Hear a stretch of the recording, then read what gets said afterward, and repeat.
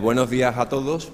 Después del acto inaugural de las jornadas por los directores generales, vamos a dar comienzo a la primera mesa de trabajo de las mismas, que llevan por título los delitos de acoso sexual a través o ciberacoso a través de las nuevas tecnologías. Evidentemente, como se había dicho al inicio, las nuevas tecnologías han generado una auténtica revolución en la modernización y agilización de las comunicaciones en nuestra sociedad, pero también han creado un nuevo escenario para la comisión de conductas delictivas. En este espacio, como también decía anteriormente la directora general, vamos a escuchar a lo largo del día de hoy determinados vocablos anglosajones. Vamos a hablar de ciberacoso, vamos a hablar de ciberbullying como acoso entre iguales, vamos a hablar también de la nueva modalidad de acoso de stalking, acogida ahora en la nueva reforma del Código Penal. Vamos a hablar también de el delito de sexting, el uso de imágenes posteriormente divulgadas o difundidas sin el consentimiento de la víctima y la posterior conducta de sextorsión. Y al final de las mismas, también Borja se va a ocupar de la modalidad de child grooming, como una modalidad también de acoso que ya fue asumida en la reforma del Código Penal del 2010 y que nuevamente en el proyecto de Código Penal, que ahora mismo se está debatiendo en las Cortes Generales, sufre una nueva modificación. Efectivamente, esta primera mesa va a tener por objeto el estudio y análisis de estos cambios que se prevén que se puedan introducir tras la reforma del Código Penal actualmente en curso, siendo cauteloso porque muchas de las reformas pues todavía están pendientes de enmiendas parlamentarias. En primer lugar, va a tener la palabra el ilustrísimo señor don Juan José García Criado, que va a hablar del acoso sexual a través de las nuevas tecnologías. Su ponencia se llama del sexting al ciberacoso. Juan José es fiscal de la Fiscalía Provincial de Córdoba. Ha sido también fiscal desde el año 1994, ha ocupado o ha estado adscrito a la Fiscalía de Violencia Doméstica, Civil y Vigilancia Penitenciaria. En el año 2012 es nombrado fiscal delegado del Servicio de Criminalidad Informática, de hecho ya da de la Fiscalía General del Estado, de hecho ya da la entidad que merecen este tipo de conductas delictivas para la Fiscalía General del Estado, hasta el punto de hacerla merecedora de una fiscalía especializada en el tema, y posteriormente ya en el año 2013 es nombrado fiscal delegado de, si no me equivoco, Unidad Especial de Tutela Penal de la Igualdad, Delitos de Odio y la Discriminación. Es tutor habitual de los miembros tanto de la carrera judicial como de la carrera fiscal en práctica, nombrado por el Centro de Estudios Jurídicos del Ministerio de Justicia y el Consejo General del Poder Judicial, y es ponente también, participa como ponente habitual también en jornadas y actividades formativas tanto del Instituto Andaluz de Administración Pública, Servicio de Formación del Cuerpo Nacional de Policía y Colegio de Abogados. A continuación, lo hago ya del tirón, y ya damos directamente después la palabra también, participará el ilustrísimo señor don Borja Jiménez Muñoz, que hablará del tema más monográfico, más centrado en la modalidad de acoso sexual con menores de 13 años, a través del denominado child grooming. Borja ha sido fiscal delegado de violencia de género y protección de las víctimas del año 2005 al año 2014. Es doctor en Derecho y profesor de Derecho Constitucional de la Universidad de Córdoba. También es ponente habitual y docente en las actividades formativas tanto del Instituto Andaluz de Administración Pública, sobre todo dirigido a personal de la Administración de Justicia al servicio de la Junta de Andalucía, como en las actividades formativas de jueces, fiscales, Cuerpo Nacional de Policía y también las organizadas tanto por la Fiscalía como el Consejo General del Poder Judicial. Yo creo que sin más le damos la palabra a Juan José.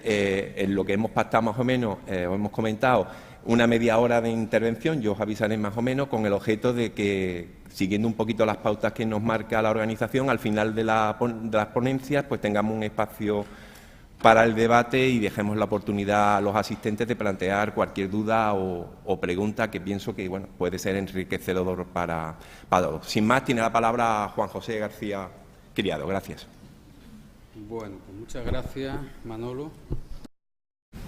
Agradecimiento que hago extensivo en este momento a la organización por la deferencia de invitarme a participar en esta jornada ciertamente multidisciplinar, en tanto en cuanto, por lo que he visto del programa, toca muchos palos, muchos aspectos o aborda diferentes perspectivas de la materia que está siendo o que ha sido objeto o que va a ser objeto de debate por la organización. Aparte de ese agradecimiento, me da cierto pudor hablar de un tema como la violencia de género delante de profesionales que en mayor o menor medida se están o se dedican a ello, y sobre todo teniendo a mi izquierda uno de los máximos expertos, que no por compañero, creo que sí lo es, en materia de violencia de género, cuando menos desde la perspectiva jurídico-penal, pues no en vano hasta hace muy poco tiempo ha sido compañero de la sección conmigo y delegado a nivel provincial de dicha materia, con lo cual espero y confío en que sea benevolente conmigo y sus críticas no sean muy atroces por amistad y compañerismo. La materia por la que se justifica mi presencia aquí, que en realidad, aunque le ha dado Manuel un título, yo me he permitido la licencia de sacarla un poco de contexto, descontextualizar el título o el epígrafe que él ha dicho, pues no en vano, además, desde su origen, el proyecto de programa generalizaba un poco. Quiero anticiparle, en definitiva, que de lo que se trata es de abordar desde una perspectiva exclusivamente jurídica, puesto que si de algo entiendo es solamente de derecho y no de psicología, y muy poquito de nuevas tecnologías, en tanto en cuanto simplemente pueden servir como instrumento o herramienta para la perpetración de determinados hechos que a la postre pueden resultar constitutivos de algún tipo de infracción penal o residualmente de otra naturaleza, civil, administrativa, etcétera.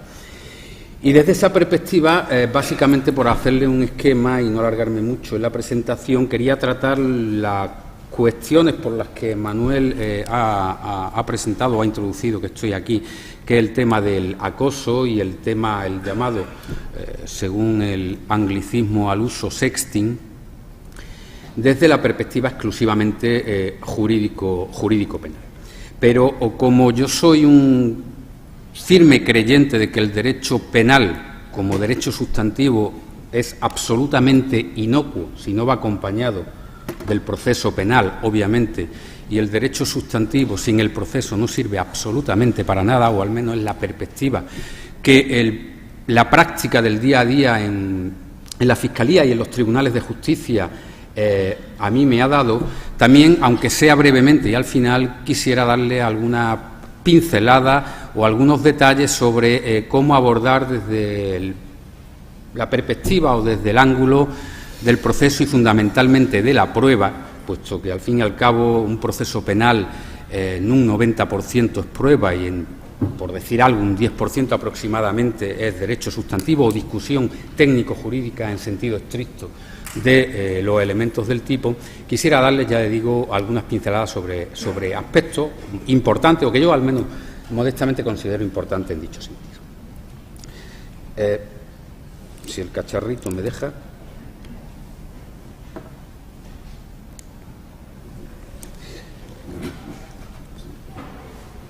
No se ve. Vamos a intentar.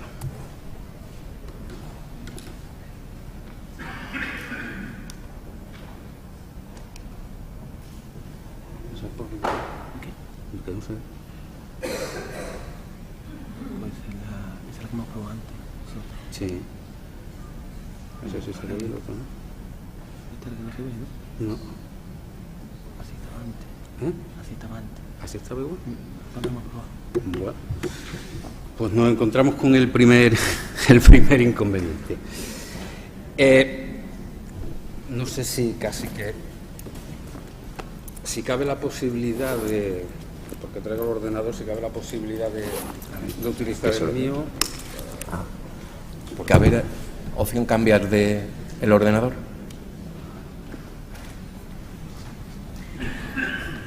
Que posiblemente de un fallito. Así vamos a ver. Bueno, como algunas parece que las transparencias sí se muestran y otras no, lo vamos siguiendo. No, porque me temo que es por el fondo. Porque el original está en color verde o rojo, creo. Bueno, mientras se enciende el cacharrito y para ir salvando este pequeño inconveniente. Les decía que el motivo de la intervención es la práctica o la realización de conductas que puedan considerarse como sexting en particular y acoso en general desde la perspectiva de las nuevas tecnologías. En realidad las nuevas tecnologías no son sino el vehículo, el cauce a través del cual se perpetran este tipo de hechos, pero ante la realidad física, la realidad material que nos encontramos en la calle, estos instrumentos nos llevan a lo que se viene a denominar ciberespacio a través del cual se perpetran este tipo de hechos. La calle no es distinta del ciberespacio, lo saben ustedes igual que yo, y se estafa en la calle igual que se estafa en Internet, o se injuria en la calle igual que se injuria a través de las redes sociales, de las webs, de los blogs, etcétera, etcétera.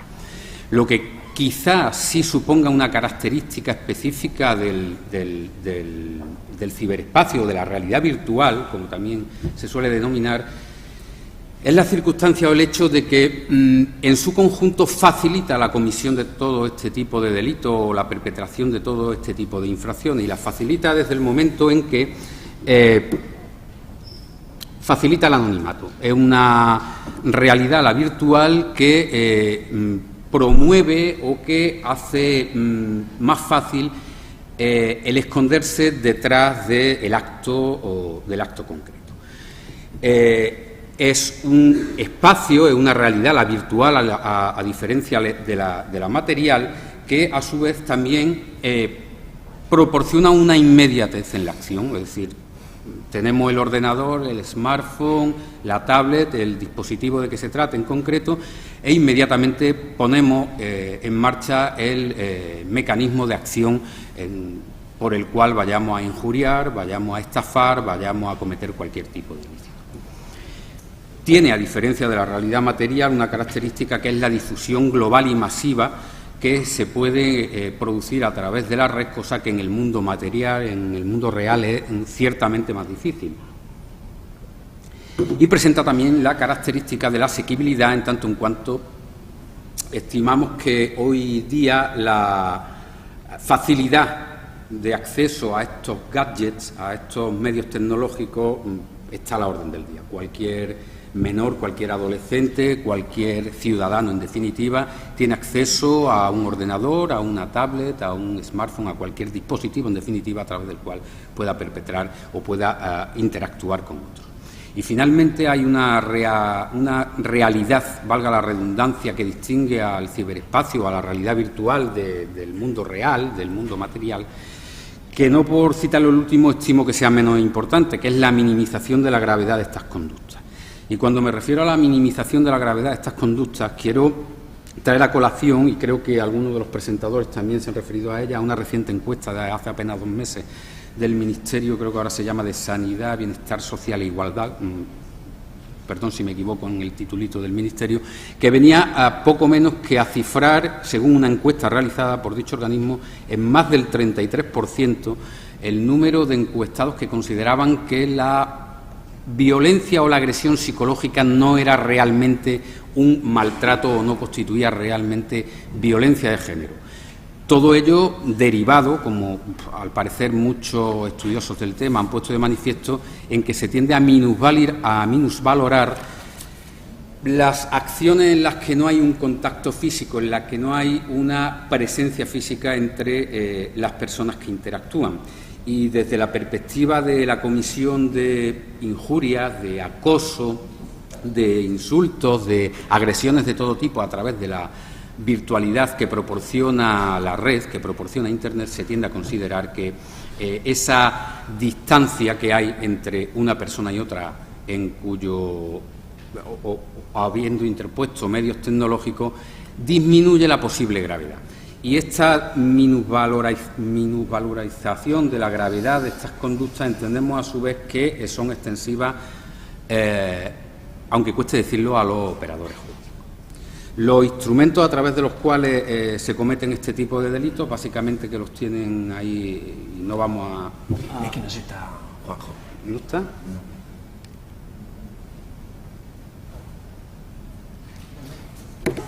Vamos a ver. Ahora.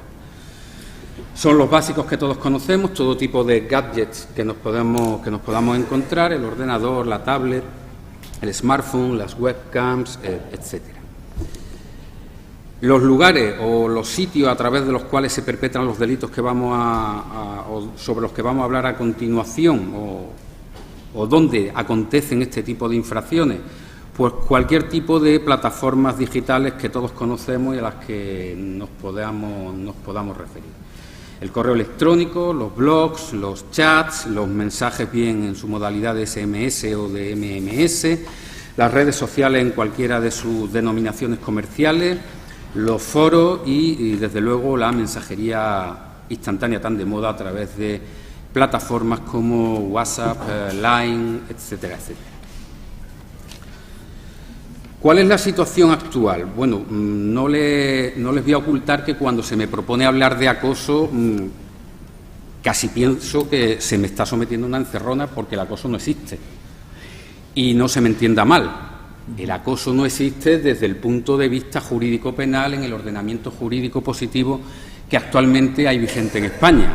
El acoso como hecho existe y, lamentable y desgraciadamente, con mayor frecuencia de la deseable. La deseable sería ninguna, pues con mayor frecuencia que ninguna. Pero desde la perspectiva jurídico-penal voy a tratar de hablarles de algo que no existe. Y hablarles de algo que no existe se me antoja realmente complicado. Porque la situación actual, como intento ponerles de manifiesto ahí en la diapositiva esta, es que a raíz de o a través de las modificaciones que se operaron en la Ley Orgánica 1/2004 de medidas de protección integral contra la violencia de género, se provoca en cascada una reforma, unas modificaciones del Código Penal, y esas modificaciones son las que en la práctica, en el día a día de los juzgados, de los tribunales, impulsamos para, a fecha de hoy, en la que estamos hablando, tratar de encajar, muchas veces con no pocas dificultades, conductas que todos tenemos en la mente que son constitutivas de acoso, pero que en el Código Penal no vienen tipificadas como tal. Vendrán en su momento y a continuación vamos a hablar de ello. ¿Cómo nos la apañamos, por decirlo de alguna forma y hablando coloquialmente? Bueno, pues encajamos estas conductas a través de delitos que sí existen: la amenaza, las coacciones, las vejaciones, la injuria, está normal y frecuentemente en su modalidad de falta que no de delito, el descubrimiento o revelación de secretos, quebrantamiento de condena o de medidas cautelares, y fundamentalmente a través de dos tipos más o menos genéricos, pero que nos permiten en cierta forma encajar determinados hechos, determinadas actitudes que vienen siendo objeto de denuncia en los juzgados y tribunales en este concepto más genérico de acoso, que son el recurso al delito contra la integridad moral del artículo 173 del Código Penal o el delito de menoscabo psíquico contemplado o regulado actualmente en el artículo 153 del Código Penal. Fuera de eso no hay acoso. Fuera de eso no hay acoso.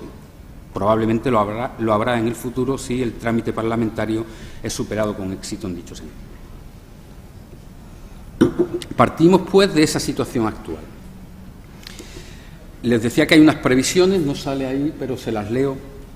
las previsiones de reforma que hay son introducir el acoso, es decir, que haya un delito de acoso en el Código Penal en el futuro, y a tal fin se está tramitando, se presentó por Consejo de Ministros a trámite parlamentario y se publicó en su momento en el Boletín Oficial de las Cortes Generales en octubre del año 2013, el 4 de octubre del 2013, este proyecto de reforma del Código Penal, que sí va a recoger fundamentalmente, lo modifica en un amplio espectro, de forma muy amplia, pero en lo que a nosotros nos interesa, introduciendo 4 figuras delictivas que hasta ahora mismo no existían y que en un futuro es previsible que nos puedan servir como herramienta para perseguir y castigar este tipo de conductas. El bullying o acoso, el stalking o persecución y espionaje, el sexting o acoso sexual y la suplantación de identidad, a las cuales nos vamos a referir puntualmente a continuación. Ahí tienen esta tontería que lo que viene a representar desde mi perspectiva, desde mi punto de vista, es que hasta ahora teníamos la conciencia o teníamos la idea de que el Código Penal iba detrás de los malos, iba a castigar a los malos, y efectivamente así es decir, el Código Penal es una herramienta, un instrumento para perseguir al que estafa, al que mata, al que lesiona, al que injuria, al que defrauda, etcétera, etcétera, etcétera. Pero desde el momento en que se introduzca el acoso, vamos a perseguir también al pesado. Y vamos a perseguir al pesado en tanto que el pesado es una figura no contemplada que está en la imaginación y en la mente de todos y que acaba desesperando a su víctima. Y me viene a la mente cuando allá en los albores de mi intervención como fiscal de violencia de género o de violencia doméstica en general, por el año 2005 aproximadamente, estábamos en el despachito aquel de la calle Doctor Barraquer, que uno de los primeros procedimientos en los que tuve que intervenir fue la de un pesado. Fue la de un pesado que nos llevó de cabeza hasta tal punto, a la víctima ni les cuento, porque el pesado no era malo. El pesado no pegó jamás, no insultó jamás, no amenazó jamás, pero le hizo realmente la vida imposible a aquella señora con la que había tenido ella la desgracia de haber contraído matrimonio escasamente 8 meses antes, decidió poner fin al mismo. Y no contento con dicha ruptura, se dedicó, viviendo en una localidad aquí de la comunidad autónoma, no recuerdo exactamente si era Huelva o Málaga, a mandarle del orden de 40-50 SMS todas las noches, a realizar llamadas continuamente durante el día con el teléfono móvil. Cuando ni se atendían las llamadas y se borraban los SMS, no sabía qué hacer, se dedicó a mandarle flores diariamente desde la localidad donde residía. Cuando dejó de mandarle flores, le mandaba muñecos de peluche. Cuando dejó de mandarle muñecos de peluche y viendo que el caso que le hacía era omiso, trasladó su residencia a Córdoba y diariamente ponía en el parabrisas del coche que aparcaba esta señora debajo de su casa una o varias fotos de boda con su velo, su ramo, etcétera, etcétera, hasta que esta señora, desesperada, tuvo que ser sometida a tratamiento psicológico continuo, puesto que no se conseguía quitar del medio, ni por lo civil ni por lo criminal, a este pesado, porque este señor jamás le puso una mano encima y jamás le dirigió una expresión en mal tono o amenazante contra la misma.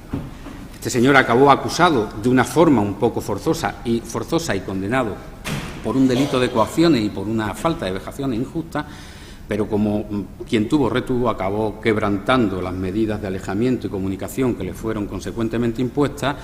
A la primera se le suspendió la pena, a la segunda tuvo que ingresar en prisión. De ahí el que, aunque sea a título anecdótico, quisiera darle la perspectiva de que va a ampliarse el campo de acción con la introducción de los nuevos tipos penales a este tipo de sujetos que realmente no parecen o no lo son realmente violentos propiamente hablando, pero que pueden llegar a causar un auténtico menoscabo en la salud psíquica y en la integridad psíquica de su víctima. El ciberacoso, pues, como hemos estado comentando, va a ser objeto de inmediata, o esperemos, de inmediata introducción en el Código Penal, todo ello con los matices que a continuación diremos. Y este ciberacoso o ciberbullying no es sino un acoso cometido como todos, absolutamente todos los delitos tecnológicos, excepción hecha de los propiamente informáticos, léase el sabotaje o daños informáticos, todos los demás las TICs, las nuevas tecnologías, no son sino medios, instrumentos, vehículos de comisión de delitos que se pueden igualmente cometer fuera de la realidad virtual. Este ciberbullying pues, podría ser etiquetado como la agresión psicológica o constante no presencial, en tanto que se comete o se perpetra fuera del contexto vis a vis o fuera del contexto presencial. La redacción que se propone en el anteproyecto, y para no equivocarme paso a leérsela literalmente, es la siguiente. Será castigado con la pena de prisión de 3 meses a 2 años o multa de 6 a 24 meses el que acose a una persona llevando a cabo de forma insistente y reiterada y sin estar legítimamente autorizado alguna de las conductas siguientes y de este modo altere gravemente el desarrollo de su vida cotidiana. Lo primero que quiero llamar la atención sobre la redacción que se propone en la reforma del Código Penal es que se exige, un primer requisito es que el acoso sea insistente y reiterado, es decir, no bastará 1, 2 o escasos actos conceptuados como acoso para que estemos en presencia del delito, sino una multiplicidad, una variedad de actos. Llama la atención, y así ha sido puesto de relieve por el propio Consejo de Estado en su informe previo a la redacción del nuevo artículo 172 ter, que se hable en el código, que se tipifique la expresión sin estar legítimamente autorizado, como si se pudiera estar legítimamente autorizado a acosar a alguien. Bueno, hay quien dice que introducir esa expresión lo que viene es a dejar a salvo supuestos excepcionales para evitar denuncias, por ejemplo, a miembros de las fuerzas y cuerpos de seguridad del Estado que ejercen actividades de vigilancia o espionaje en el ámbito de la prevención y persecución de hechos delictivos, e incluso una posible regulación al respecto de la norma que regule a los detectives privados o incluso a otro tipo de conductas que están un poco en el limbo jurídico. Se me viene a la mente el cobrador del FRAC. Según la redacción del Código Penal que se propone, salvo que consideremos que está legítimamente autorizado, el cobrador del FRAC sería un sujeto susceptible de ser incriminado por un delito de acoso del nuevo 172. Y un tercer requisito que se exige es que se altere gravemente el desarrollo de la vida cotidiana de la víctima. No basta, por ejemplo, una mínima incidencia en su normal desenvolvimiento de la cotidianidad, sino que habrá de demostrarse, y esto es un tema de prueba, como testigos, periciales psicológicas, en definitiva habrá que demostrarse que esta víctima, que esta persona ha sufrido una grave alteración en lo que es su vida cotidiana, su vida habitual, a consecuencia del reiterado y frecuente acoso. Se tipifica, pues, el acoso con carácter general, como hemos dicho, y en particular como primera conducta la de la vigilancia o espionaje, cuya traducción o anglicismo correspondiente propiamente dicho es el stalking, que consiste en una persecución o acecho constante. ¿Y ello en qué consiste o cómo se define penalmente? ¿Cómo va a venir en el Código? Pues como la conducta del que a otra persona la vigile, la persigue o busque su cercanía física. En segundo término, la segunda conducta que va el Código Penal a recoger como modalidad de acoso es la que establezca o intente establecer contacto con ella a través de cualquier medio de comunicación o por medios de tercera persona, el pesado, que trata continuamente de mantener contacto con un individuo o en el ámbito de la violencia de género con su pareja o su expareja, pese a la resuelta, evidente y manifestada voluntad de ella de que no quiere saber nada. También se regula como tercera conducta la suplantación de identidad. La suplantación de identidad no hay que confundirla con la usurpación del Estado civil, que es un delito recogido en el 401 del Código Penal, más amplio, que exige cierta estabilidad y permanencia en el tiempo, y con la finalidad o el objeto concreto de hacer uso de las facultades, derechos y obligaciones en general de una persona, por ejemplo, para cobrar una pensión o para ejercer una determinada actividad profesional. Y tampoco hay que confundirla con la creación de perfiles falsos. La creación de perfiles falsos hoy por hoy es atípica en el derecho penal español. No existe una conducta penalmente relevante consistente en la creación de perfiles falsos en los que no se utilice la fotografía, imagen o datos personales de una tercera persona. Se tipifica en dicho sentido la suplantación de identidad en el nuevo precepto como el que, mediante el uso indebido de datos personales, adquiera productos o mercancía o contrate servicio, o haga que terceras personas se pongan en contacto con ella. Se me viene a la cabeza, y todos ustedes estarán pensando, en aquel que, utilizando los datos de un tercero en el ámbito de la violencia de género, de la pareja o expareja, publica un anuncio en estas plataformas o páginas de Internet ofreciendo servicios sexuales gratuitos con un número de teléfono, de forma y manera que empiezan a llover las llamadas a esta persona, destrozándole prácticamente la asistencia, por lo menos en su futuro más inmediato. La adquisición de de productos, mercancías o contratación de servicios se me hace más rarito verlo dentro del acoso. Pueden, y sería cuestión de estudiarlo profundamente, también ser susceptibles de ser tipificados en delitos contra el patrimonio de naturaleza patrimonial, pero lo que viene en definitiva es a tipificar o positivizar dentro del derecho penal español aquellas conductas de quien, haciéndose pasar por su esposa, pongamos al caso después de una separación y o divorcio, se dedica a cambiar los contratos de suministro de la luz, del teléfono, del agua, del gas, etcétera, etcétera, o se dedica a adquirir cosas, billetes de avión, de tren, reservas de hoteles a través de Internet, haciéndose pasar por ella, puesto que, obviamente, con carácter previo tendrá los datos de identidad de la misma. En cuarto lugar, se tipifica el atentado contra la libertad o patrimonio de la víctima o contra la libertad o patrimonio de otra persona próxima a ella. Se ha criticado por el Consejo General del Poder Judicial que no se incluya el atentado contra la vida o la integridad física de estas personas o de sus allegados, personas próximas a ella, y sí solo los atentados contra la libertad o contra su patrimonio. Pensemos quien, para vengarse de su ex, se dedica a dañar el coche de su nueva pareja, de su padre, de su hijo o de cualquier persona allegada, o a realizar acciones encaminadas a violentar, intimidar o amenazar a esa nueva pareja, a ese nuevo conviviente, etcétera, etcétera. Esas son las conductas que el párrafo cuarto viene a tipificar. En quinto lugar, con carácter amplio, el que realice cualquier otra conducta análoga a las anteriores.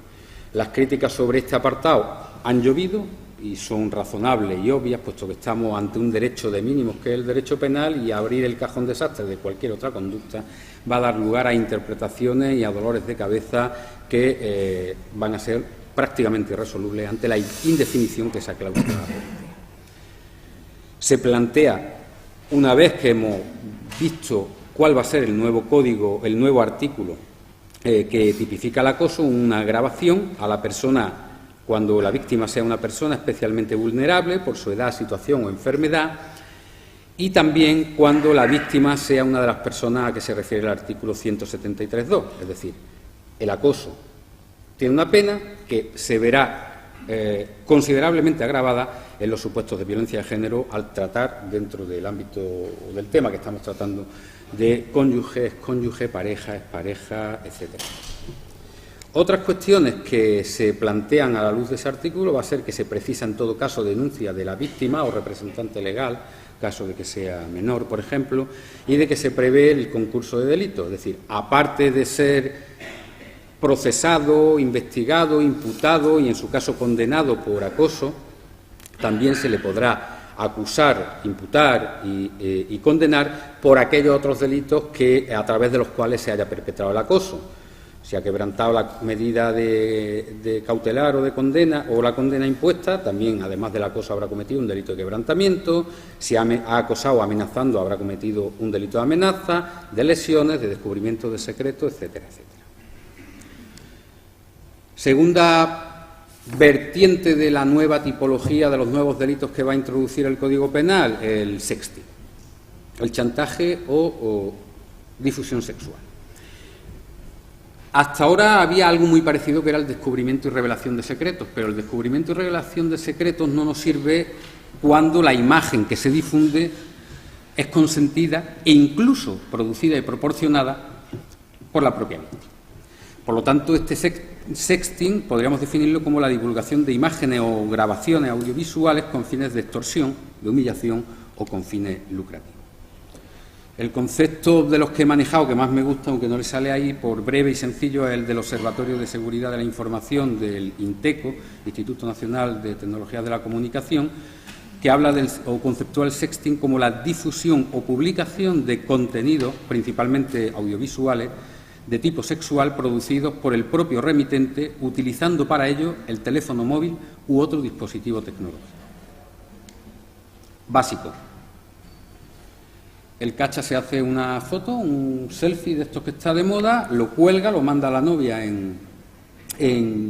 a través de blog, red social, email, mensajería instantánea, y esta, cuando lo recibe, cuarta viñeta, lo reenvía. Y lo reenvía a su hermana, quien efectivamente recibe el mensaje y ve ahí la foto del novio de mi hermana en bola. Esto se hace viral.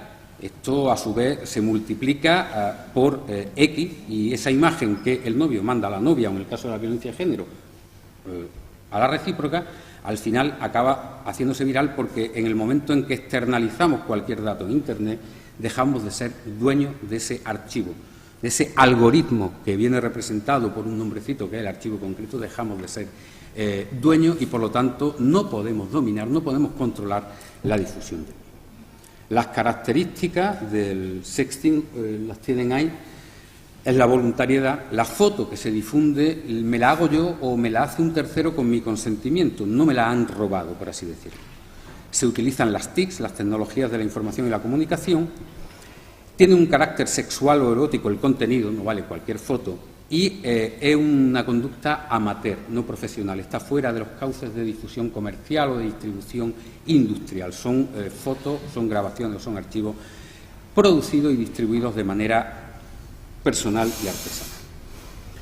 ¿Cómo se define en el nuevo artículo 197 cuarto del Código Penal? Pues como el que sin autorización de la persona afectada, me refiero, difunda, revele o ceda a terceros imágenes o grabaciones audiovisuales de aquella que hubiera obtenido con su anuencia, con su consentimiento, en un domicilio o en cualquier otro lugar fuera del alcance de mirada de terceros, cuando la divulgación menoscabe gravemente la intimidad de esa persona. Por lo tanto, requisitos ineludibles para que podamos hablar de que se está cometiendo un delito de sexting es que la imagen sea enviada por el sujeto A al sujeto B de forma consentida, pero que el sujeto B la difunda, la revele o la ceda sin consentimiento del que sí dio su consentimiento para hacérsela y para mandarla. Y que no se haya hecho en un lugar público. Si me la hago en un parque, la foto en una posición erótica o de naturaleza sexual, donde pasan miles de transeúntes, no podemos hablar de que se esté en un ámbito privado y no estaremos hablando de delito de sexting.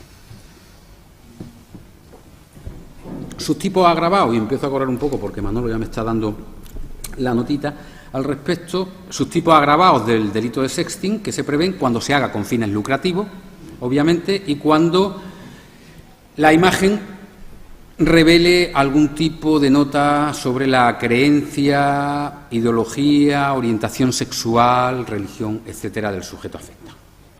Crítica a esta tipificación. Se habla de que, al ser una imagen consentida a la que se manda, el derecho penal, el Estado no debe ser tan paternalista, no debe ser tan tutor y proteger a aquel quien ha cometido una negligencia y una irresponsabilidad mediante la toma o la producción de una foto que pueda afectar a su intimidad, y voluntariamente, porque ahí nadie le coacciona, nadie le intimida, decide difundirla, decide ponerla en circulación en la red. Problemas que nos vamos a encontrar con esto, con el acoso a través de las redes sociales o de las tecnologías de la información y la comunicación, básicamente dos. La legislación española y fundamentalmente la Ley de Conservación de Datos 25/2007 solo prevé la posibilidad de investigar a través de los proveedores de servicios de Internet los delitos graves. Y delitos graves, según el artículo 13 y 33 del Código Penal, son los que tienen pena superior a 5 años. La mayoría de los delitos de violencia de género, desde luego, y tecnológicos, por supuesto, no tienen pena superior a 5 años. ¿Cómo lo investigamos? Hasta ahora era muy complicado, y la realidad de los tribunales es que si un juzgado no te daba una autorización para requerir información al proveedor de servicio, no podía hacer nada. El Tribunal Constitucional ha matizado el requisito del carácter grave de los delitos, diciendo que delito grave no es el que tiene una pena grave, según el Código Penal, a los efectos de poder ser investigado me refiero, sino los delitos cometidos a través de las tecnologías de la información y comunicación son todos graves, puesto que como al principio decíamos, tienen una difusión viral y masiva, protegen el anonimato y tienen un carácter o se pueden producir de una manera fulminante o rápida o instantánea. Y un segundo problema es que el plazo de conservación de datos solamente es de 1 año desde el momento de la comunicación. Un mensaje, una conversación. Los proveedores de servicio tienen la obligación de conservarlo no más allá de 1 año y no quiero entrar en detalles, posiblemente se vea reducido a 6 meses a raíz de una reciente sentencia del Tribunal de Justicia de las Comunidades Europeas que echa por tierra la directiva comunitaria sobre conservación de datos. No voy a entrar en la prueba porque estamos ya fuera de tiempo prácticamente, ¿verdad, sí, Manolo? Simplemente quería, al final, para concluir, si Manolo me permite un par de minutos, simplemente, no todo en esta vida es derecho penal. Puede que esté feo que yo lo diga porque soy fiscal y trabajo con el derecho penal fundamentalmente, pero no todo en el mundo del derecho es derecho penal. Si hasta que se apruebe la reforma del Código Penal a la que hemos estado aludiendo se producen este tipo de hechos que podríamos considerar desde una perspectiva jurídica que son constitutivos de sexting, de stalking, de bullying, etcétera, etcétera, no estamos desprotegidos. Y aquí quiero hablar desde la perspectiva de las víctimas. No estamos desprotegidos. Hay unos recursos que no son estrictamente penales, pero que dan protección a las personas que vean vulnerados sus derechos al honor, a la intimidad, a la propia imagen. Desde luego, valga la redundancia, la propia Ley 1/82 de la Ley de Protección al Honor, a la Intimidad y a la propia imagen, que prevé mecanismos para la reparación del daño moral desde el punto de vista económico y para la retirada de los contenidos que a través de las tecnologías de la información y la comunicación pudieran sustentar la comisión de este tipo de infracciones. La Ley Orgánica de Protección de Datos 15/99, a través de un sistema de cuantiosa, exagerada, en mi opinión, multa, también protege el tratamiento de datos y nuestra imagen, nuestros vídeos, nuestros datos, nuestros archivos, en definitiva, son objeto de tratamiento cuando se plasman en WhatsApp, en Facebook, en Google, en cualquier otra plataforma que se puedan imaginar. Y, finalmente, la Ley de Servicios de la Sociedad de la Información y del Comercio Electrónico 34/2002 es otro recurso al que podemos echar mano cuando consideremos, hasta tanto entren en vigor la reforma prevista, que se ha vulnerado nuestra imagen o nuestra intimidad mediante el bloqueo o retirada de contenido. Esta ley se refiere a las obligaciones de los proveedores de servicios de Internet, Orange, Vodafone, Yoigo, Microsoft, Google, etcétera, etcétera, y a su vez establece que pueden incluso incurrir en responsabilidad penal, civil y administrativa, caso de que así ocurra. No da tiempo para más, simplemente agradecer su atención y hacer un último uso de esa imagen bastante significativa, en el sentido de que tengamos todos en cuenta que puede que de momento sí, aunque hay otros recursos, como hemos dicho, pero que en un futuro no muy lejano, el stalking, el ciberacoso, el sexting no es ninguna broma, no es romántico, no está bien y es un crimen. Gracias.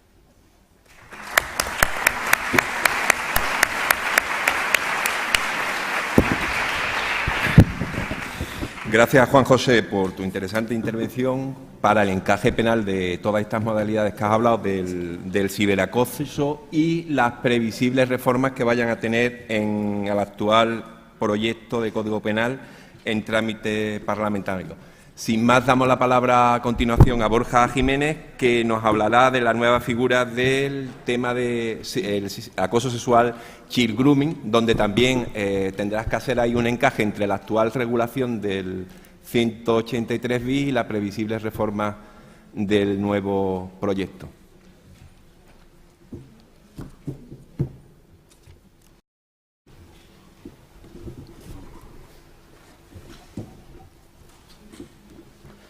Buenos días, muchas gracias, Manuel, muchas gracias a todos los presentes.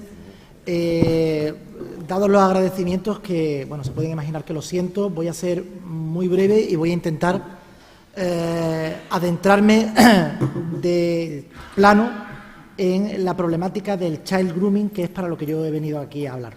Mi compañero Juan José ha hablado de futuro, de las nuevas medidas y de las nuevas reformas previstas en el Código Penal. Yo les voy a hablar un poco de presente, es decir, cómo el legislador español ha reaccionado ante una modalidad de acoso cibernético, ante una modalidad de acoso en la red, que es conocido por las siglas anglosajonas, proviene de Estados Unidos y de Canadá, conocido como el child grooming. La idea parte pues de lo de siempre. El derecho es conciencia de la realidad. El derecho va siempre detrás de la realidad y, lo que es peor, va siempre detrás de la delincuencia. La delincuencia moderna, últimos 10-15 años, no tiene nada que ver con la delincuencia clásica. El policía ya no es tanto el policía que persigue al delincuente, sino el policía que está en la red viendo cómo las nuevas conductas del ciberacoso pues se están produciendo. Uno de los aspectos más sensibles donde la delincuencia más ataca es donde hay más vulnerabilidad. Y las situaciones de vulnerabilidad vienen clásicamente determinadas o bien por el sector de la violencia sobre la mujer, sector que se ha hablado aquí y que se va a hablar, o el sector de los adolescentes y de los menores de edad. Es, por tanto, en mi caso, lo que yo les voy a hacer referencia a la problemática del acoso a través de la red para aquellas personas que son no solo menores de edad, sino niños, es decir, menores de una determinada edad. Van a ver ustedes que todo lo que yo voy a decir va a pivotar también sobre un problema grave que hay en nuestro ordenamiento jurídico, que es el problema del consentimiento para las relaciones sexuales, la edad para el consentimiento de las relaciones sexuales. Por tanto, espero no equivocarme, pero a veces voy a hablar de menor de edad y no quiero hablar de menor de edad, quiero hablar de menor de 13 años o de menor de 16 años. Intentaré ser claro en todo esto. Parece que el niño o la niña es lo más sagrado que hay en nuestra sociedad y, por tanto, en nuestro ordenamiento jurídico. El legislador es muy sensible ante lo que pasa y ha creado una serie de tipos penales que intentan protegerlo y, sobre todo ahora, a partir de las nuevas tecnologías, porque el legislador se da cuenta que el niño de 10, de 9, de 8, de 11 años accede a la red y que, por tanto, en la red no hay ningún tipo de freno, no hay ningún tipo de protección más allá que la que los padres le puedan establecer. Pero, en todo caso, la red está llena de depredadores y, por tanto, se pueden cometer delitos muy fácilmente. Los tiempos modernos, como bien dice esa viñeta, lo dicen claro. Es decir, el lobo de Caperucita ya no es el del cuento, sino es el señor que está al otro lado del ordenador y que, por tanto, intenta depredar a la víctima. ¿Cómo lo hace? Pues bien, el child grooming, como ustedes bien sabrán, es lo mismo que decir ciberacoso infantil. El planteamiento está claro. No cualquier tipo de ciberacoso se conoce como child grooming, solo aquel que tiene una finalidad de naturaleza sexual. Es decir, el acosador, a través del child grooming, lo que quiere es captar a un menor para o tener un contacto directo con él de naturaleza sexual o obtener imágenes de este menor a través de webcams o de otras modalidades para su propio deseo, que puede ser acumularla o puede ser transmitirla. Cada vez que voy diciendo una cosa de esta, estoy hablando de nuevos hechos delictivos, como vamos a ver. ¿Qué ha hecho el legislador? Ustedes saben que nuestro Código Penal castiga el abuso sexual, la agresión sexual, la pornografía en el artículo 189 del Código Penal en numerosas modalidades, y ahora lo que hace a través del child grooming es castigar ese paso previo, es decir, la acción del depredador que en la red intenta contactar con un menor para conseguir estas finalidades.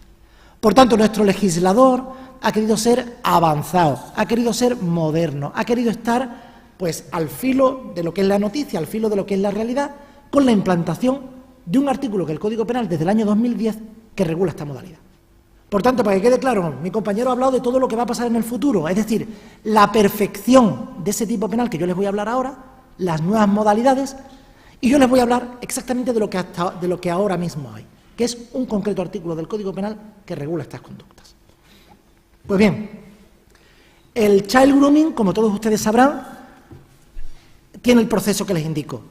Una persona, probablemente mayor de edad, probablemente desconocida para el menor, se hace pasar por quien no es decir, actúa mediante una identidad falsa, probablemente mucho más agradable que la propia persona tiene, y a través de cualquiera de los medios sociales que aquí les indico, u otros que pudiera haber, contacta con una persona que es menor de 13 años, según establece nuestro Código Penal, aunque luego entraré en todo esto.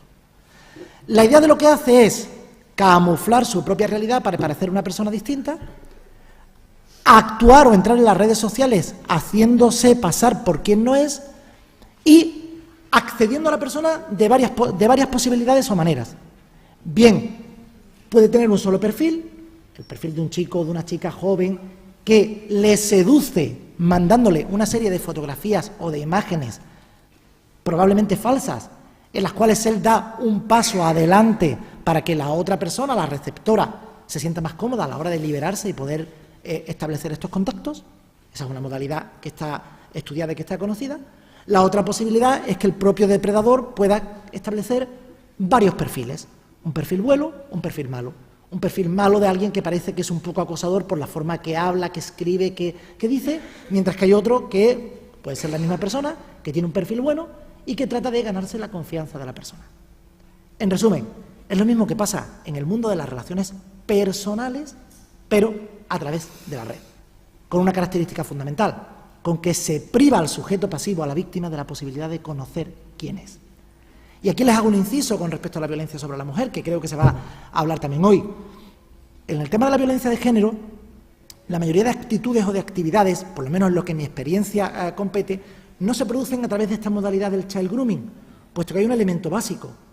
El depredador, el acosador, el maltratador es conocido por la víctima y generalmente, hay ocasiones en las que sí, pero generalmente utiliza algunos de los otros medios conocidos, por ejemplo, las aplicaciones tipo WhatsApp, los correos electrónicos, las llamadas telefónicas, el SMS cuando a alguna persona se le bloquea en el WhatsApp. De hecho, hay un reverdecimiento de los SMS en este tipo de conducta.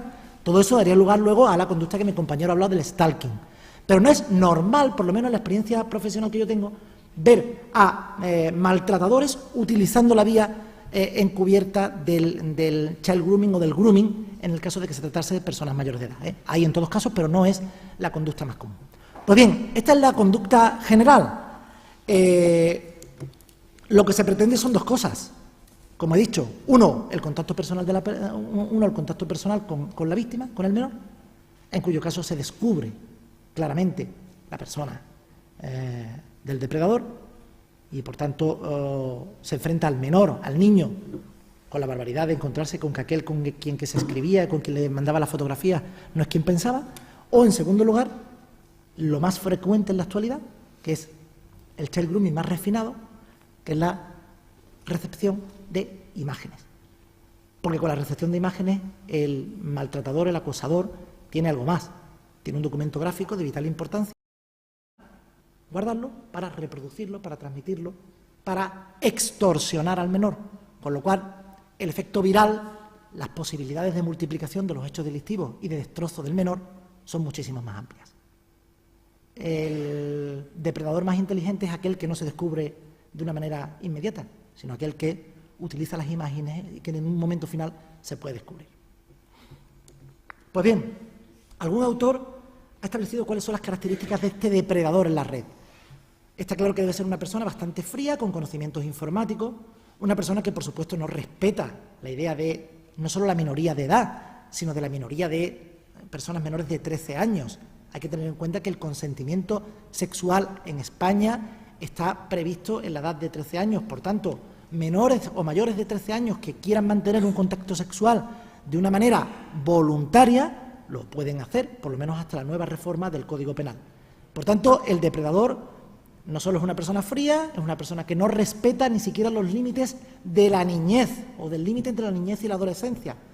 Es absolutamente un depredador paciente que utiliza todos los medios que las redes les establece, conoce la personalidad y la forma de comportarse de los menores y, por último, disfruta acosando. Es un perfeccionista del acoso, es un profesional del acoso y de la depredación gracias a las redes sociales.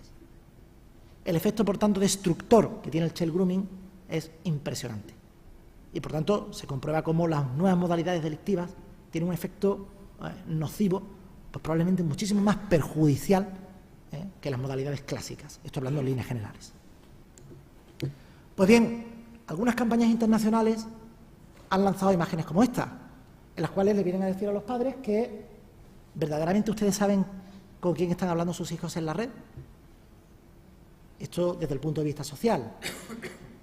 Por tanto, como siempre ha sucedido, la reacción social, la reacción de la sociedad, de los mecanismos internacionales, ha sido la primera y el derecho ha venido después. En este sentido, la visión supranacional del child grooming pues empieza a partir del año 2008. Les cito algunos instrumentos internacionales en los cuales ya se empieza a hacer referencia a esta modalidad delictiva.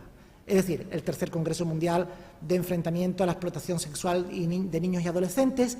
Se empieza a hablar ya de la necesidad de que tienen los Estados de recoger en sus códigos penales alguna de estas modalidades. Está el protocolo de la Convención del Derecho del Niño de New York y el Convenio sobre Ciberdelincuencia en Budapest del año 2001. Hay una decisión marco del año 2004 del Consejo de la Unión Europea que, si bien no establece una tipificación del child grooming, ya hace referencia a los delitos que se pueden cometer a través de la red, y lo más importante, se produce a partir del año 2007 con un convenio del Consejo de Europa que se celebra en Lanzarote para la protección de los niños contra la explotación y abuso sexual, en el cual en el artículo 23 se recoge específicamente el child grooming y se exhorta a los Estados del Consejo de Europa a establecer en sus medidas o en sus legislaciones delitos de esta naturaleza. Y por último, hay una directiva del año 2011 del Parlamento y del Consejo, en el artículo 6, que establece una tipificación del child grooming. Ya saben ustedes que las directivas son normas de la Unión Europea que necesitan una aplicación en los ordenamientos jurídicos. Les debo decir que el ordenamiento jurídico español se ha adelantado a esta directiva, porque la reforma que se hizo en el Código Penal es del año 2010, pero en todo caso viene a recoger básicamente lo que establece el convenio del Consejo de Europa del año 2007. Por tanto, todo este rollo de instrumentos internacionales solamente quiere decir lo que viene siendo una tendencia en nuestra legislación.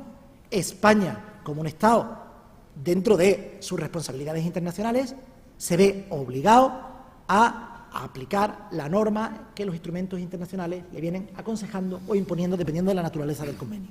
Por tanto, el Estado español, España, no establece una normativa autónoma distinta de cada uno de los Estados. Eso era antes, no ahora, sino que verdaderamente este tipo de hechos delictivos son asimilados de una manera común, al menos en los Estados de la Unión Europea o en los Estados del Consejo de Europa.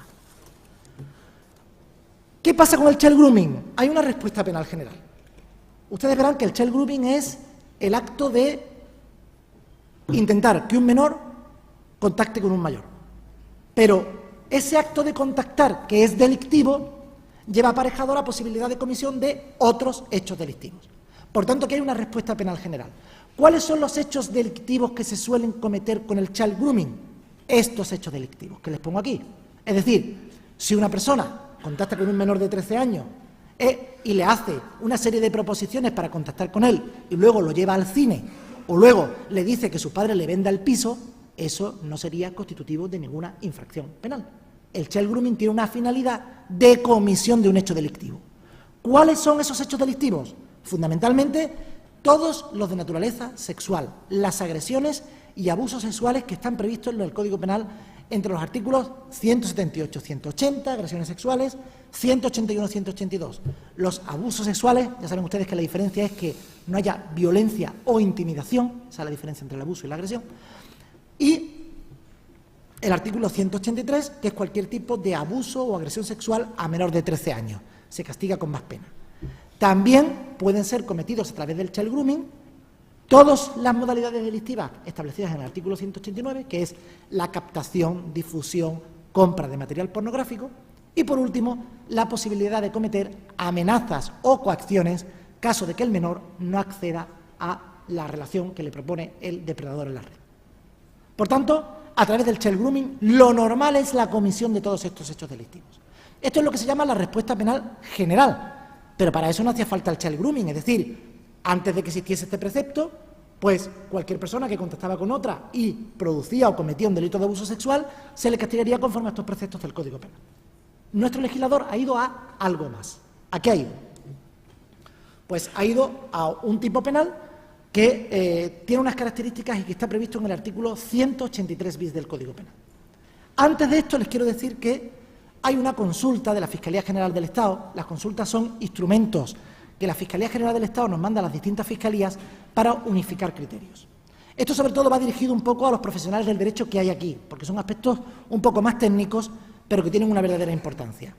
Y les voy a decir 4 pinceladas básicas de lo que dice la circular de la Fiscalía General del Estado en relación con todos los delitos de pornografía, de abuso y de naturaleza sexual. Dice 5 ideas básicas. 1. Si una persona comete varias acciones con un mismo menor, de grabación, por ejemplo, pornográfica, se comete lo que se llama un delito continuado, es decir, un solo delito al cual se le pone la pena superior en grado. Sin embargo, si un señor comete varios delitos relacionados con la pornografía con varios menores, comete tantos delitos como menores hay. Es lo que se llama el concurso real de delitos. En tercer lugar, ya lo ha dicho mi compañero, cuando el menor que es grabado no tiene conciencia de que está siendo grabado, no se produce un delito del artículo 189, no se produce un delito relacionado con la pornografía. Se produce lo que se llama un delito de descubrimiento o revelación de secretos del artículo 197 del Código Penal. Por último, cuando se produce la captación de un menor y luego se produce una distribución de imágenes de ese menor, se produce lo que se llama un concurso ideal, es decir, hay un solo hecho que produce 2 fenómenos delictivos y por tanto se castiga conforme a unas reglas del Código Penal. Por último, cuando se graban actos sexuales en contra de la voluntad del menor, se producen 2 hechos delictivos. Un concurso real que se llama. Uno es la grabación y otro es el abuso en sí. Esta pincelada no es para perderles el hilo del child grooming, es simplemente para decirles cómo la Fiscalía General del Estado en esta consulta se mete a pormenorizar cuestiones técnicas importantes en relación con una serie de tipos delictivos que, si ustedes lo ven, tienen una relación muy compleja, porque son unos delitos que son muy largos, tienen muchas conductas a la vez, están a veces muy embarullados en su redacción y que, por tanto, para el profesional de derecho necesita una aclaración. Les recomiendo la lectura, es ya un poco para un nivel más avanzado, pero en todo caso puede quedar un poco clara cuál es la idea de la Fiscalía General del Estado a la hora de perseguir estos hechos delictivos. Y vamos al Código. Este es el presente de nuestra legislación. El artículo 183 bis del Código Penal. Me gustaría que le dedicáramos un segundo, porque no tiene desperdicio.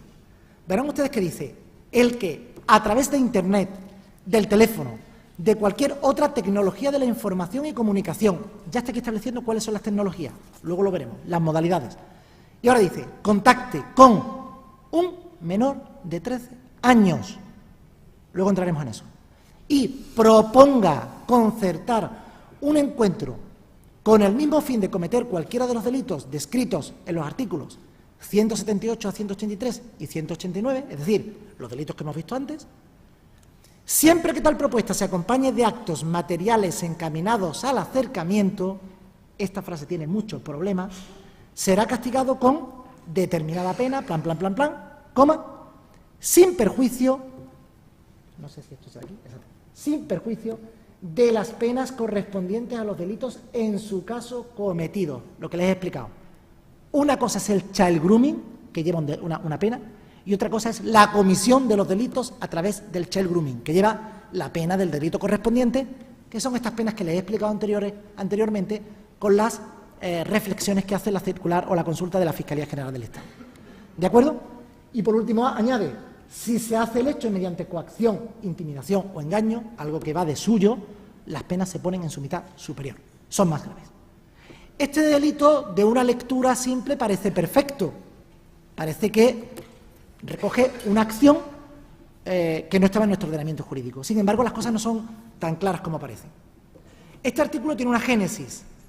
Se crea por la Ley 5/2010 de 22 de junio. Como digo, transpone una directiva del año 2004, aunque no era perfecta esa directiva, y sobre todo el convenio del Consejo de Europa del año 2007.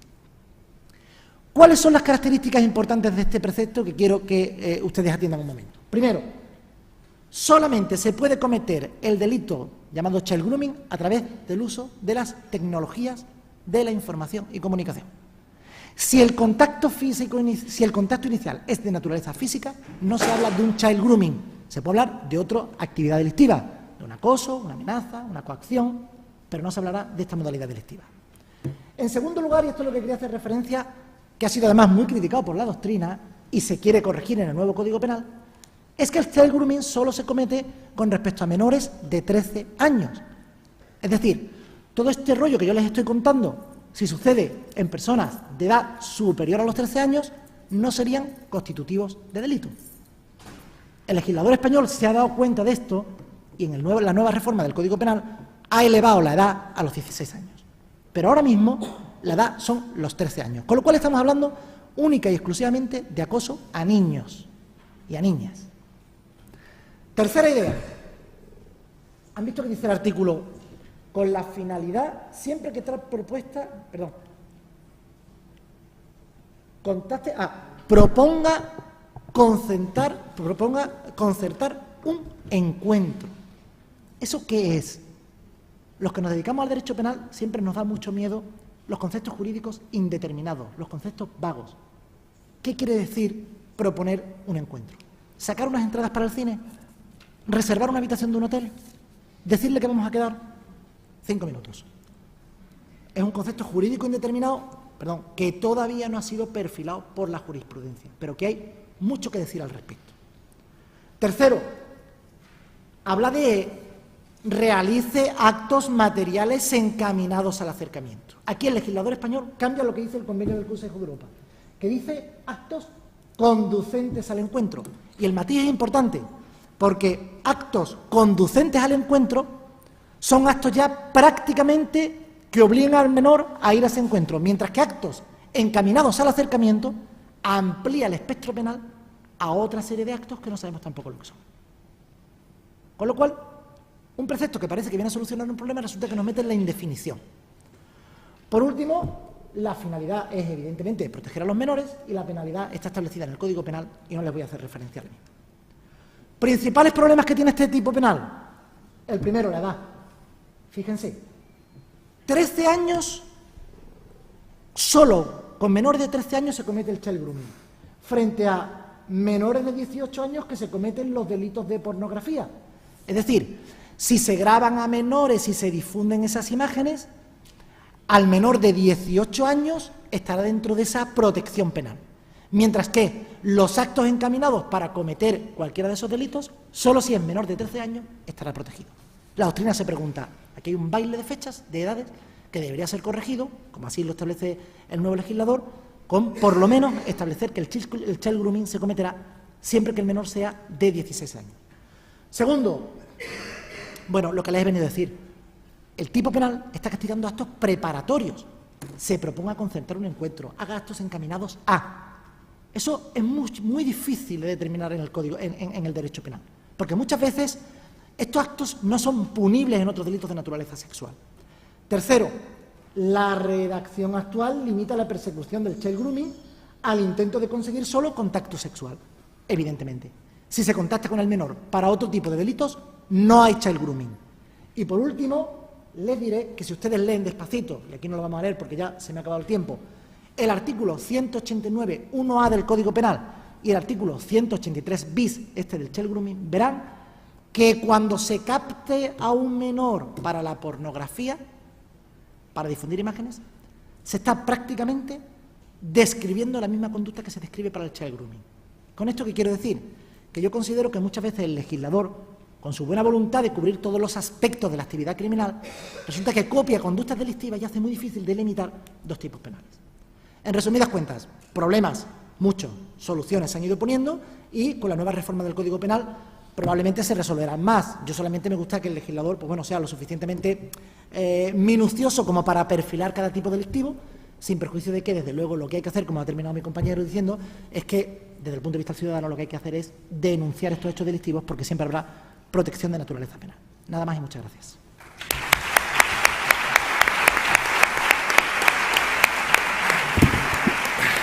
Gracias, Borja, por tu intervención. Abrimos ahora el turno de debate para que podáis plantear, las preguntas o dudas que consideréis oportunas. Desde aquí no veo muy bien porque el foco, pero si levantáis la mano, os vamos dando el turno. No sé, ¿está previsto el micrófono que vaya la organización? No lo veo, pero bueno. Imposible. Al final, sí. Vale.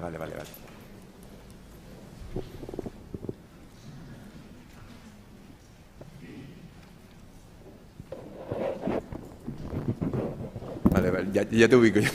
Sí, no te veía. ¿Alguna pregunta en relación a...? Sí. Bueno, yo después de escucharle, lo que confirmo es las dudas de la virtualidad que tiene el derecho penal para luchar contra determinados problemas sociales, ¿no? Yo en ese sentido, creo que ya lo apuntaba uno de los ponentes, soy bastante escéptico con respecto a la virtualidad que puede tener el derecho penal, sobre todo cuando estamos hablando de situaciones, en el caso de las cuestiones de acoso de género, pues claramente de desigualdad, y en el caso de menores de edad, pues en situaciones de mayor vulnerabilidad, ¿no? Creo que las dificultades probatorias que plantean este tipo de delitos, aparte de todas las complejidades jurídicas, ¿no?, que ya habéis puesto sobre la mesa, pues creo que nos deberían hacer poner la mirada más sobre las causas y el origen de determinados comportamientos, más que sobre la represión penal de esos comportamientos. Si no, como está pasando con la violencia de género, pues creo que no acabamos de terminar con esa lacra social, ¿no?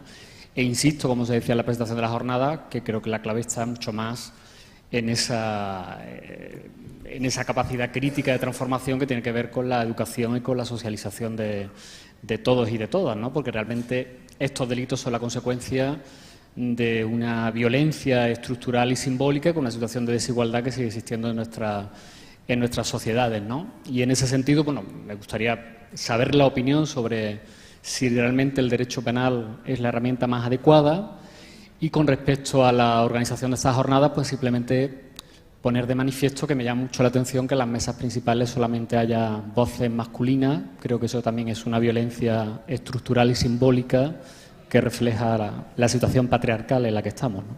Nada más.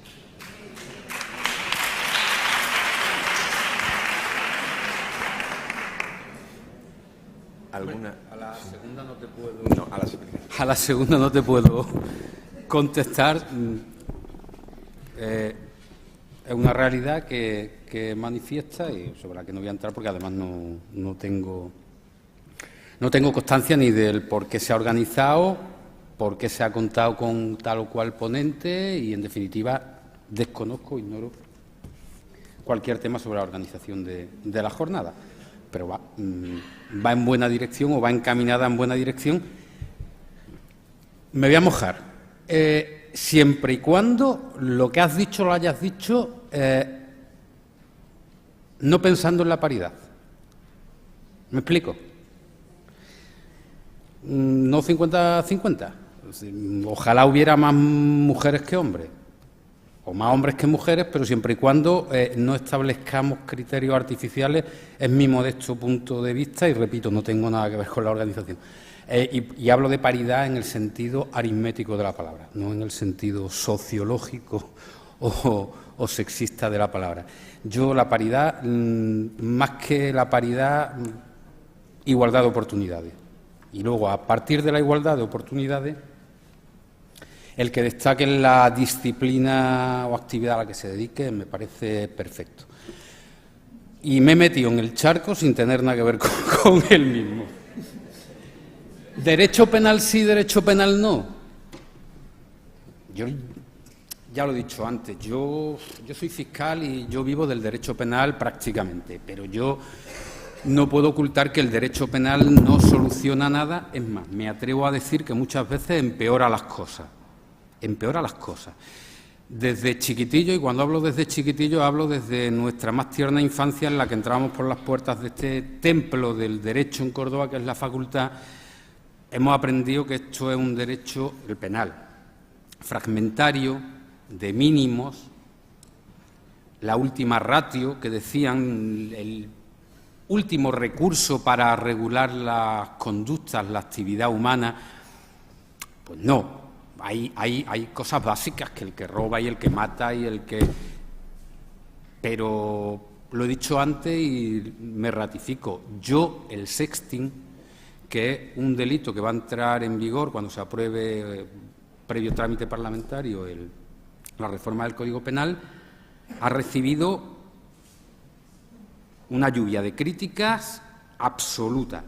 Y yo en la mayoría de ellas me uno. Es decir, es que estamos protegiendo a un señor o a una señora que de una forma inconsciente, porque partimos de la base, no sé si les queda claro, pero una cosa es el descubrimiento y revelación de secretos y otra cosa es el sexting. Que me hago el selfie porque ese día me he tomado 3 copas y estoy muy contento y se la mando a mi novia, a mi pareja, a mi mujer o a la inversa. Yo tengo derecho a tomarme 3 copas, pero antes de tomarme las 3 copas tengo que ser consciente que los actos por los que de los que después tengo que responder son los que yo he perpetrado. Y yo soy una persona adulta que sé que en el momento en que le doy al intro del ordenador o a la teclita del smartphone, esa imagen no me pertenece. Puedo tener unos derechos sobre esa imagen, pero no me pertenece y desde luego materialmente no controlo. Y ahora vete a buscar a un servidor de Honolulu, de un proveedor de servicios de Internet que tiene un convenio particular con la empresa X, a que te dé los datos alegándole que están legitimados con la Ley de Conservación de Datos española, que no saben ni dónde está. No. Hay una idea, y ya acabo que parece que estoy dando un mitin. Hay una protección, una ultraprotección que nace de la imprudencia laboral, en la que al trabajador, y lo hemos estudiado todo en Derecho Penal, al trabajador hay que protegerlo hasta de su propia imprudencia. Es un principio que en el ámbito del derecho penal laboral hemos estudiado todo. Y ahora se quiere trasplantar al ámbito del sexting.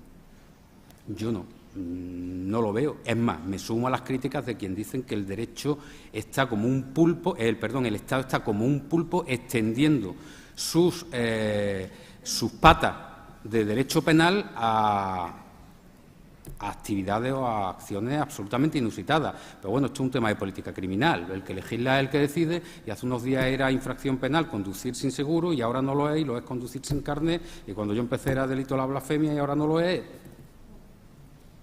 No comparto la sobredimensión del derecho penal, no.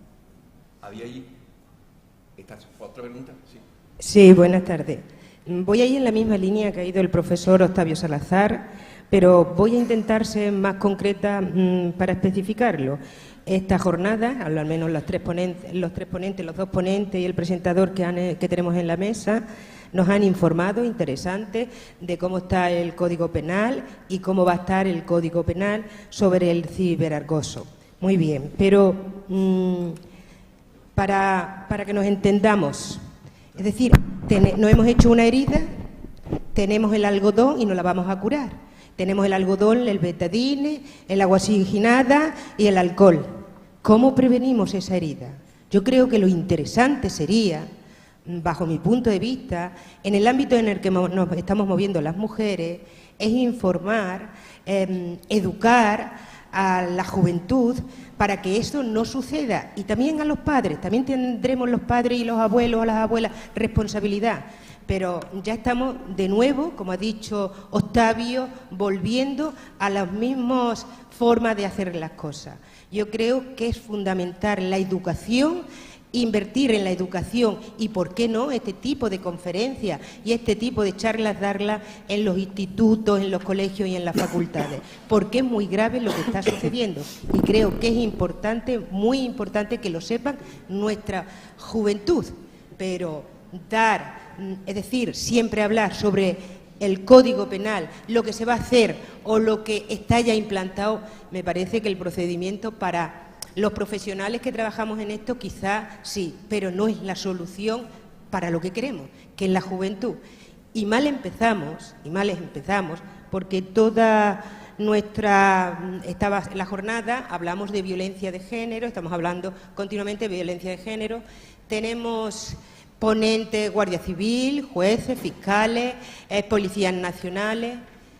Y la educación, algún profesor, algún enseñante, creo que haría falta en estas jornadas también.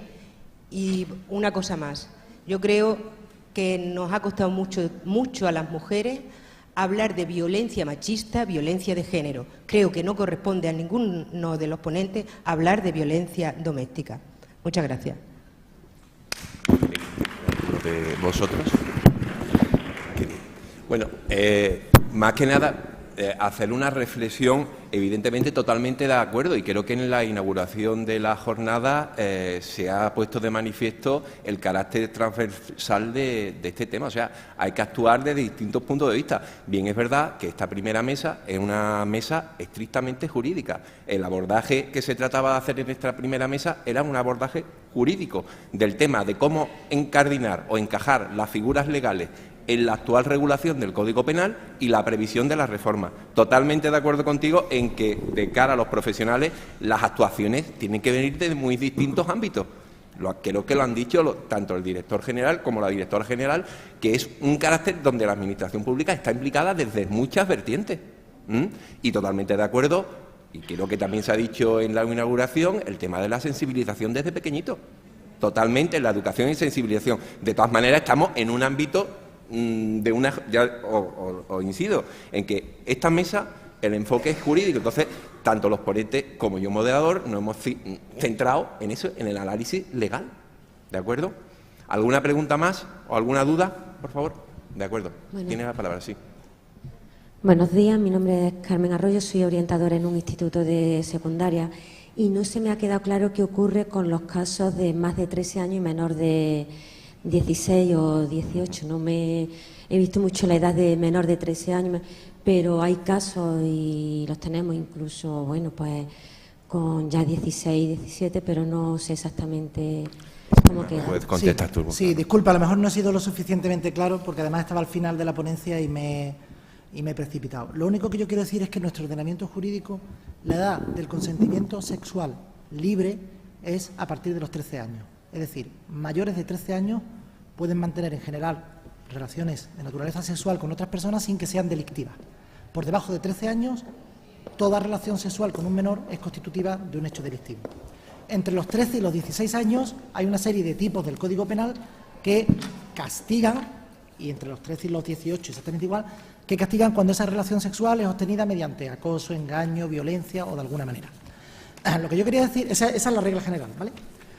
Lo que yo quería decir es que en el child grooming, en este tipo penal que está en el artículo 183 bis del Código Penal, se castiga única y exclusivamente los actos encaminados a contactar con un menor de 13 años para mantener relaciones sexuales con él. Si ese menor es mayor de 13 años, no se aplicaría el delito del child grooming. Serían otros delitos. Un delito de si hubiera una violación o si hubiera algún tipo de abuso sexual no consentido. Por ejemplo, en los delitos de pornografía, la edad son los 18 años. Es decir, cualquier menor de 18 años que sea captado, grabado, difundida su imagen, etcétera, etcétera, se comete un delito. Es un poco compleja toda la regulación del código, pero es que es así. De todas formas, abundando en lo que dice Borja, el proyecto prevé la elevación de esa edad también. O sea, va a superar los 13 años y creo que se va a establecer en 16.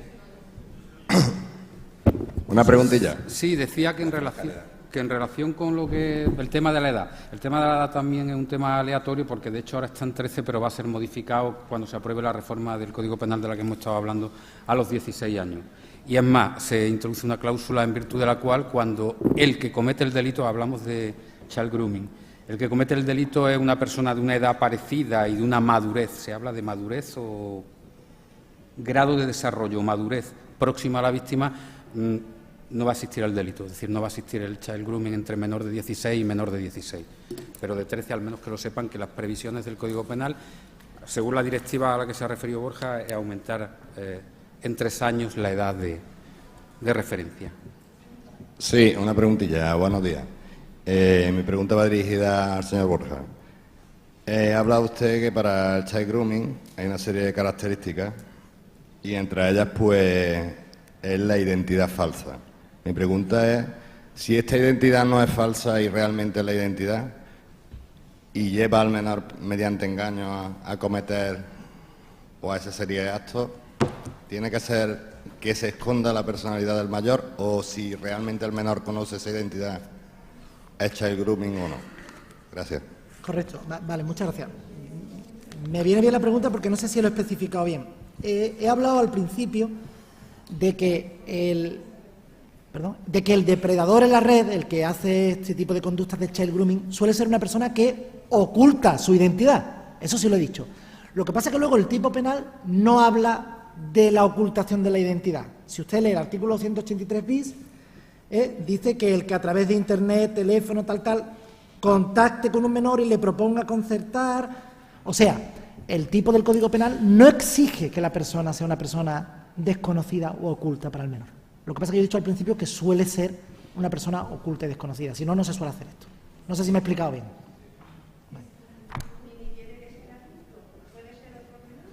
Claro, puede ser otro menor. Lo que pasa es que en ese caso la competencia para llevar estos delitos sería de los juzgados de menores. Sí.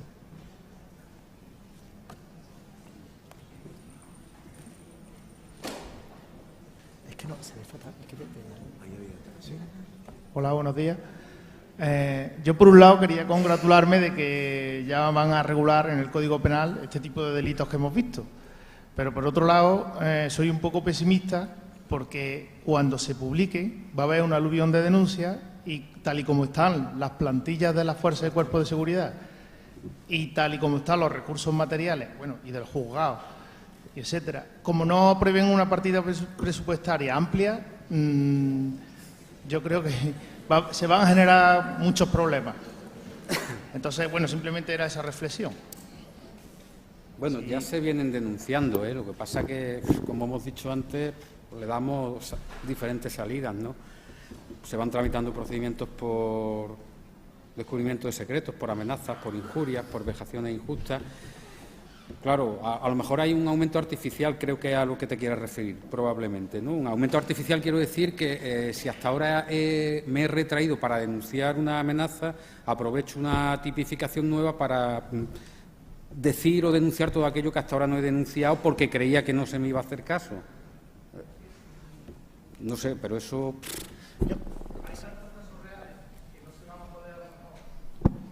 Lo que pasa que esto, aun a riesgo de equivocarme, el tema del sexting no, porque es una conducta muy concreta, en menores. Yo no estoy en la jurisdicción de menores, pero estoy en permanente contacto con mis compañeros. Puedo decir que es bestial el número de procedimientos que por sexting se tramitan. La mayoría luego acaban en archivo porque no es un delito, va a ser un delito. Y incluso artificialmente intentamos al menos tramitar por injurias, por algún tipo, cuando se lesiona otro bien jurídico más allá de la propia imagen sexual. Es bestial. No sé si en adultos pasará, llegado el momento, lo mismo. Ahora mismo en sexting es bestial el número de denuncias. Respecto al otro delito, al acoso, y en relación con lo que dice, yo es que soy muy escéptico en que el acoso exista como acoso solo y exclusivamente. Normalmente el acoso lleva algo más, lleva una injuria, lleva una amenaza, lleva un daño, y eso ya se viene denunciando.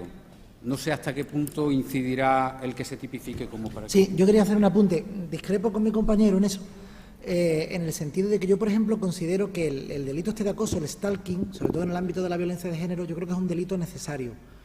Yo soy partidario de modificar algunos tipos penales en la violencia de género, lo digo sin ningún tipo de ambaje, porque el desarrollo legislativo hace que se tengan que ajustar.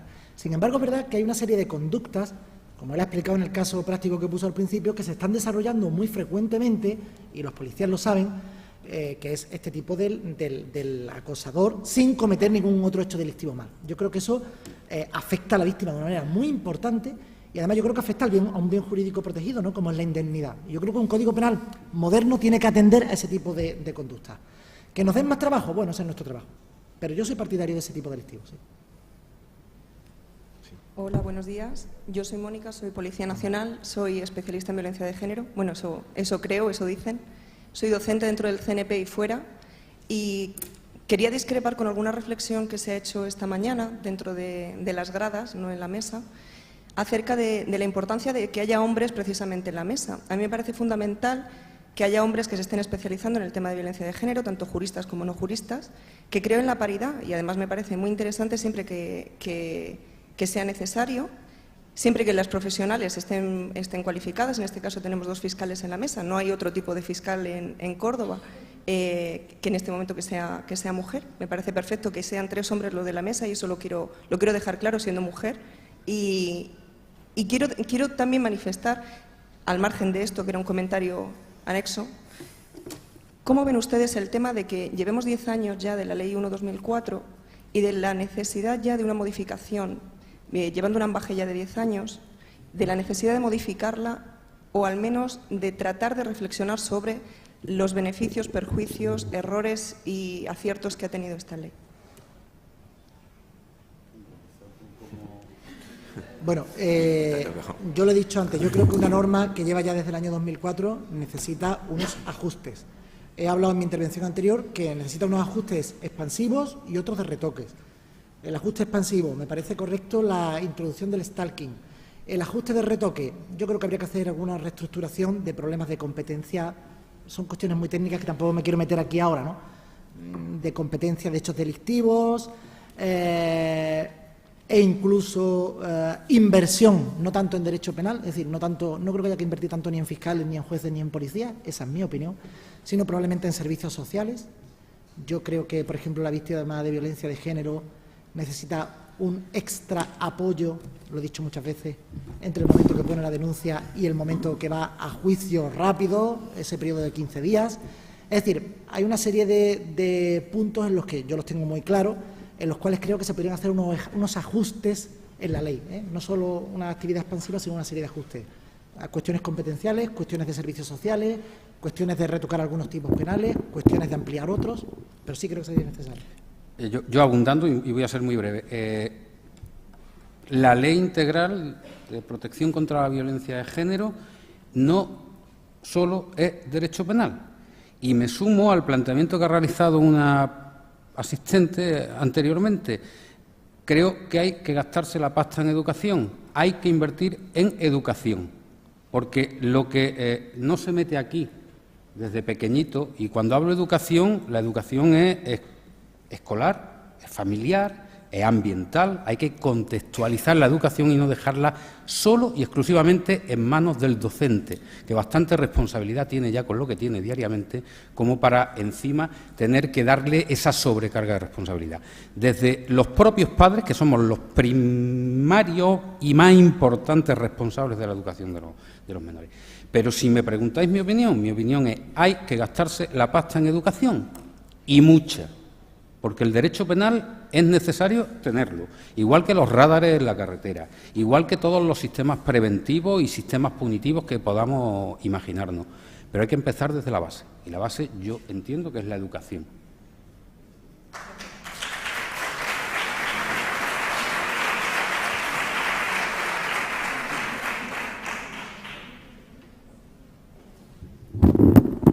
¿Hay alguna pregunta más?